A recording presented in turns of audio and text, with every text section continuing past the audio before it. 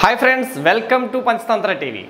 గోపీచంద్, నరేష్ ఇద్దరికి హిట్ కావాల్సిందే. హిట్ కోసం ఈగర్గా వస్తున్న గోపీచంద్ లేటెస్ట్గా వస్తున్న రామబాణంతో మరోసారి తన లక్ని టెస్ట్ చేసుకోబోతున్నాడు. వరుస ఫ్లాపులతో కెరీర్ రిస్క్లో ఉన్న గోపీచంద్ కనీసం ఈ సినిమాతో ఆయన హిట్ ట్రాక్ ఎక్కాలని చూస్తున్నాడు.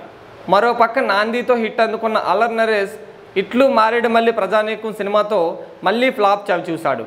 అతను కూడా ఉగ్రం అంటూ రాబోతున్నాడు. ఉగ్రంతో నరేష్ కూడా హిట్ కొట్టాలని చూస్తున్నాడు. రామబాణం, ఉగ్రం రెండు సినిమాలు ఒకే రోజు అంటే మే 5న రిలీజ్ అవుతున్నాయి. ఈ రెండు సినిమాల ఫలితాలు ఆ హీరోలకు చాలా ఇంపార్టెంట్. అయితే రెండు సినిమాలు ఒకే రోజు రిలీజ్ అవడంతో ఒకదానితో మరొకటి పోటీ పడుతున్నాయి. రామబాణం అన్నదమ్ముల ఎమోషనల్ ఫ్యామిలీ స్టోరీగా వస్తుంటే ఉగ్రం ఒక మాస్ సినిమాగా వస్తుంది.